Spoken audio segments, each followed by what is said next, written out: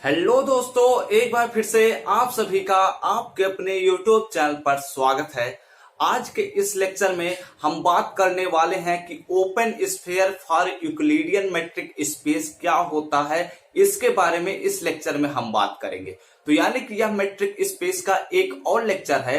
तो अगर आप सब मेट्रिक स्पेस के हमारे पूरे प्लेलिस्ट को नहीं देखे हैं तो आप आई बटन पर चले जाइए या डिस्क्रिप्शन में लिंक है, वहां पर जाकर देख लीजिए, क्योंकि आप सबको यूक्लिडियन मेट्रिक स्पेस और दूसरे पॉइंट पर ओपन स्फीयर को आप सबको पढ़ना बहुत जरूरी है, जिससे यह लेक्चर समझ में आ जाए। तो बिना देर किए आइए चलते हैं अपने नोटबुक पर। मेरा नाम है ऋषभ सिंह। आइए चलिए कुछ पढ़ लेते हैं।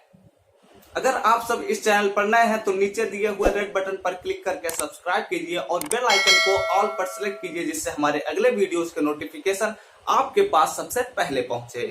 तो चैनल को सब्सक्राइब कर लिए हैं तो शांति पूर्वक कॉपी और पेन लेकर बैठ जाइए और सभी चीजों को नोट जरूर करते रहिएगा, तभी समझ में आता है।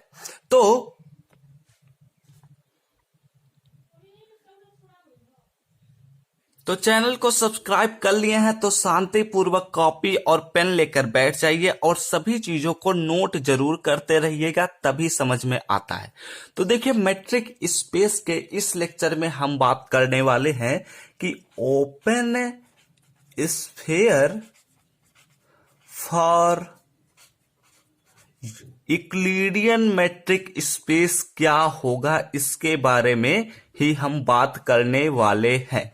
ठीक, तो यूक्लिडियन मेट्रिक स्पेस क्या होता है, इसके बारे में हमें पूरा बात करना है। तो ध्यान से देखना और समझना कि कैसे हमने जब देखा था कि यूजुअल मेट्रिक स्पेस में कैसे निकालते हैं ओपन स्फीयर और डिस्क्रीट मेट्रिक स्पेस में कैसे निकालते हैं, यह भी हमने देख लिया है ओपन स्फीयर के बारे में।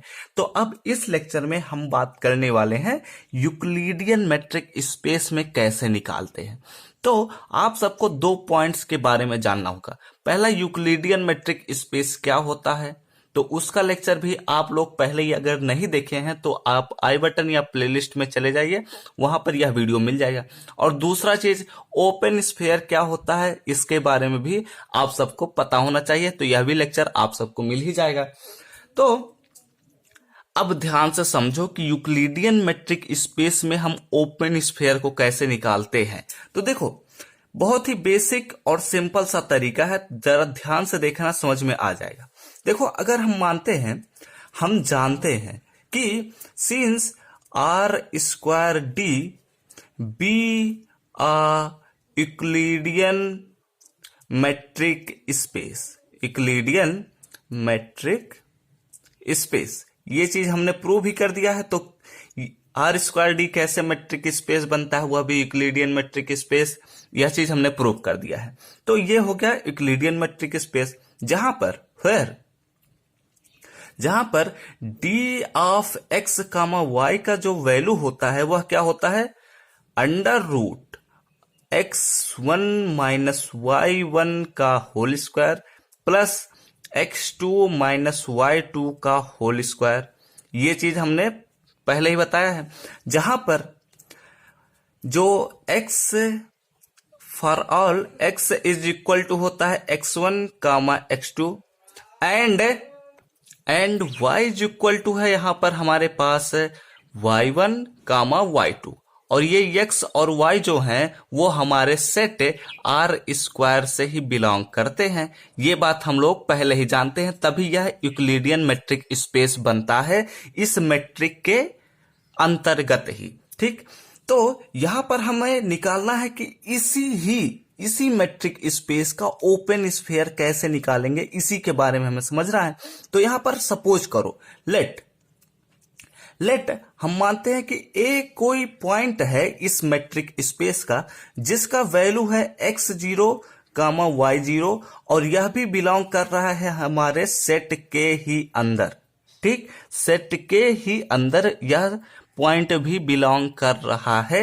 एंड एक हम आर लेते हैं जो 0 से बड़ा होता है, इसी को हम रेडियस कहते हैं इस ओपन स्फीयर का, और इस पॉइंट को हम सेंटर कहते हैं इस ओपन स्फीयर का। देन तो हमें पता करना है देन ओपन स्फेयर क्या होगा, देन ओपन स्फेयर इज, तो ओपन स्फेयर का क्या फार्मूला है, S R A is equal to X belongs to capital X such that D of X comma A is less than R. ये हमारे पास open sphere का formula है। Open sphere क्या कहता है कि हमारे पास कोई मेट्रिक स्पेस दिया हो, ठीक, और कोई उसी मेट्रिक स्पेस का पॉइंट हो और हम कोई भी एक रियल नंबर ले रहे हैं आर जो कि 0 से बड़ा है, तब ओपन स्फेयर का फार्मूला यह कहता है कि S R A is equal to उन एलिमेंट्स का कलेक्शन, सेट के उन एलिमेंट्स का कलेक्शन जिनका हमारे लिए हुए पॉइंट से डिस्टेंस जो हो वह आर से छोटा ही हो। यही कहता है ओपन स्फेयर का डिफिनीशन। तो इसको अगर हम अपने तरीके से सॉल्व करें, जो हमारा रिक्वायर्ड कंडीशन है वो है S R X zero comma Y zero, यही तो है हमारे पास। तो इसको अगर हमें सॉल्व करना है तो यहां x belongs to capital X का वैल्यू है हमारे पास R square such that D of X comma A, ठीक। लेकिन यहां पर अगर ध्यान से देखा जाए तो x का वैल्यू है हमारे पास x1 comma y x1 comma x2 और a का वैल्यू है x0 कामा y0। तो चलो इसको अगली लाइन में लिख लेते हैं लेस देन r। तो यहां पर हो जाएगा x belongs to capital R square d of x, यानी कि d x का वैल्यू है हमारे पास x1 comma x2 and a का वैल्यू है हमारे पास x0 कामा y0, यानी कि x0 comma y0 which is less than r, ठीक।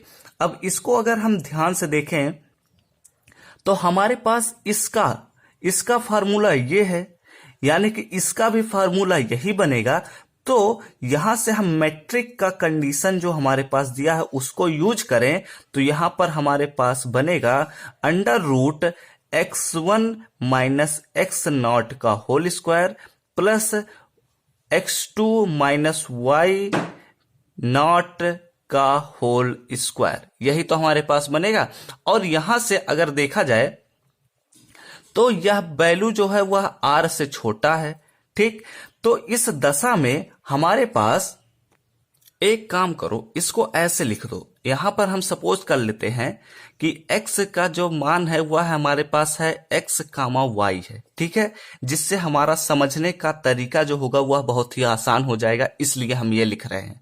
तो यहां पर x हो जाएगा और यहां पर y हो जाएगा, यहां पर x हो जाएगा और यहां पर y हो जाएगा, ठीक है। इससे हमारा समझने का जो तरीका है वह आसान करने के लिए ये चीज हमने यूज किया है, ठीक है।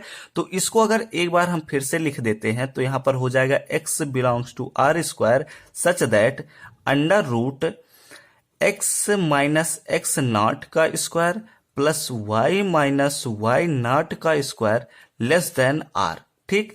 इसको अगर आप अंडर रूट को हटाएंगे तो यहां पर हो जाएगा x belongs to real tuple जो है वह हो जाएगा x माइनस x नॉट का square plus y minus y naught का square less than r square.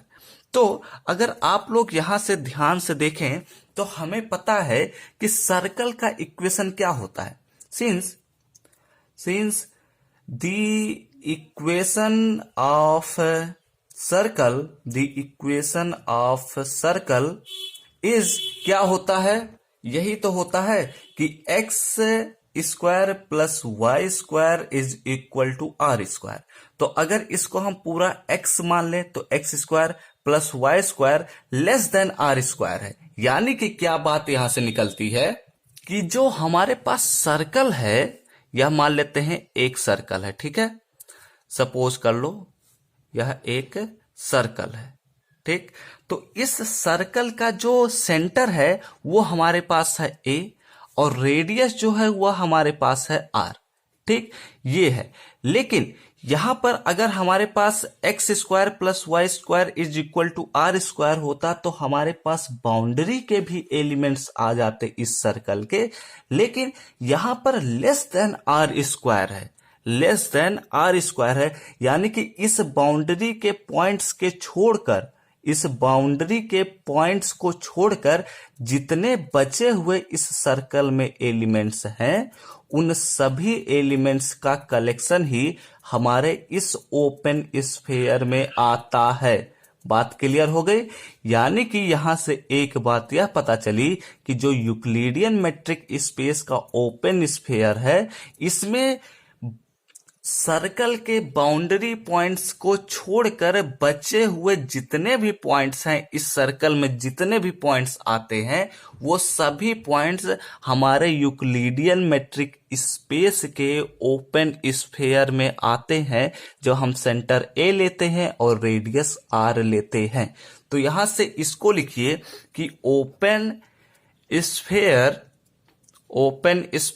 Of R2 मतलब क्या? Euclidean metric space of Euclidean metric space is, या फिर यहां लिखे इक्वल टू इंटीरियर पॉइंट, यानी कि अंदर के point, interior points of circle, यानी कि जो वृत्त का हमारा सर्कल है, जो वृत्त है उसके अंदर के पॉइंट्स, बाउंड्री पॉइंट्स को छोड़कर उसके अंदर के पॉइंट्स जितने भी हैं वो सभी के सभी हमारे यूक्लिडियन मेट्रिक स्पेस के ओपन स्फीयर में आएंगे। बात क्लियर हो गई? तो यहां से क्या बात पता चली कि जब हमारे पास यूजुअल मेट्रिक स्पेस होगा तो हमारे पास एक ओपन इंटरवल बनेगा। जब हमारे पास डिस्क्रीट मेट्रिक स्पेस होगा तो जब r का वैल्यू 1 या 1 से छोटा होगा तो वही पॉइंट हमारे ओपन स्फीयर में आता है, लेकिन अगर r का वैल्यू 1 से बड़ा हो गया तो हमारा पूरा मेट्रिक स्पेस ही उसके ओपन स्फीयर में आ जाता है। और यूक्लिडियन मेट्रिक स्पेस में जो हमारा ओपन स्फीयर होता है वह सर्कल के अंदर के पॉइंट्स, यानी कि इंटीरियर पॉइंट्स ऑफ सर्कल आते हैं। अब ऐसे ही तरीके से हम जब आगे के लेक्चर्स, यानी कि जैसे कि हमने ओपन स्फीयर के बारे में बात कर लिया, अब अगले लेक्चर यानी कि आगे के लेक्चर्स जो होंगे उन सब में हम निकालना सीखेंगे कि क्लोज्ड स्फीयर कैसे निकालते हैं यूजुअल मेट्रिक स्पेस में, यूक्लिडियन मेट्रिक स्पेस में और डिस्क्रीट मेट्रिक स्पेस में।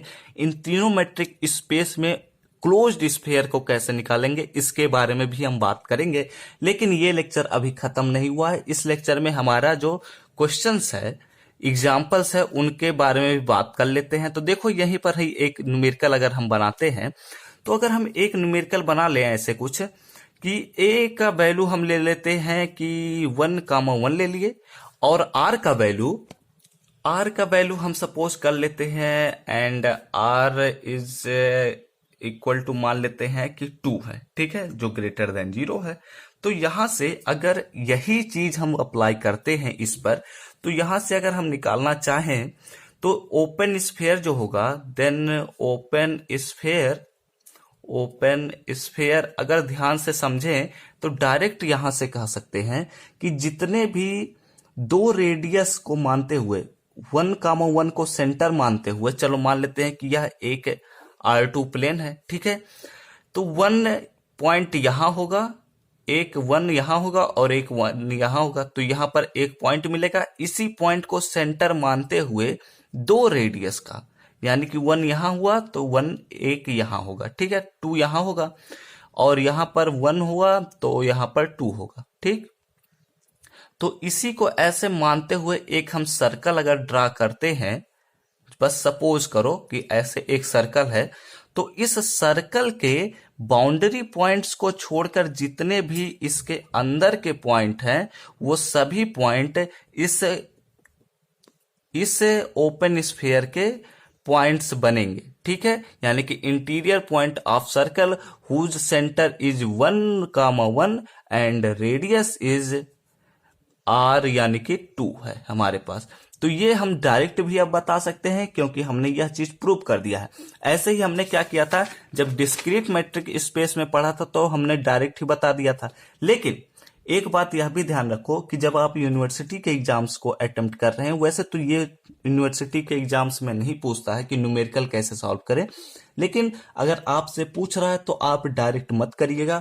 या तो आप इसको पूरा लिख दीजिए, उसके बाद सॉल्व करिए, या तो सॉल्व करने के तरीके ही इसमें बदल दीजिए कि जैसे यहां पर लिखा है वैसे ही यहां पर लिखते चलते रहो और लास्ट में यही चीज प्रूव कर दो। ठीक है, तो यहां पर भी हमने डायरेक्ट पहले बता दिया। अब इसको हम इनडायरेक्ट, मतलब जैसे आप एग्जाम में लिखेंगे वैसे हम बता देते हैं।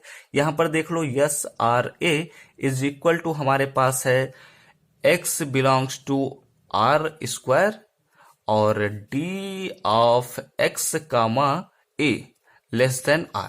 तो यहां पर जो हमारे पास वैल्यूज पता है उनको रखते हुए चलो, तो यहां पर हो जाएगा x belongs to R square such that d of x, यानी कि यहां पर है हमारे पास x का मतलब कि x कामा y हम सपोज किए हैं, और a का मतलब हमारे पास है 1 कामा 1। ठीक, और यह जो वैल्यू है वह 2 से छोटी होगी। तो इस प्रकार से हम यहां लिखेंगे x belongs to R square such that कि under root of x minus 1 का स्क्वायर प्लस y माइनस 1 का स्क्वायर लेस देन 2। ये हो गया। तो यहां से इसको इधर करेंगे तो यहां हो जाएगा हमारे पास x belongs to R square and such that यहां पर है x यहां पर अंडर रूट को हटा दो। ठीक है, इस बार तो यहां हो जाएगा x माइनस 1 का स्क्वायर प्लस y माइनस 1 का स्क्वायर और ये लेस देन 2 का स्क्वायर यानी कि 4 हो जाएगा। यानी कि यहां से एक बात यह क्लियर हो गई, जब आप डायरेक्ट करेंगे तो थोड़ी सी गलती हो सकती है क्योंकि आर स्क्वायर है जबकि हमने आर को 2 माना है, तो यहां पर हम 2 रेडियस ले लिए थे, यह हमने गलती कर दी। लेकिन जबकि यहां पर जो रेडियस होगा वह 4 होगा यानी कि इसका दोगुना होगा।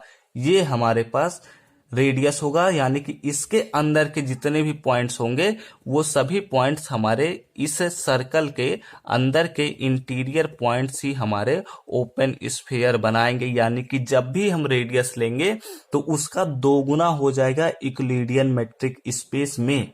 बात क्लियर हो गई?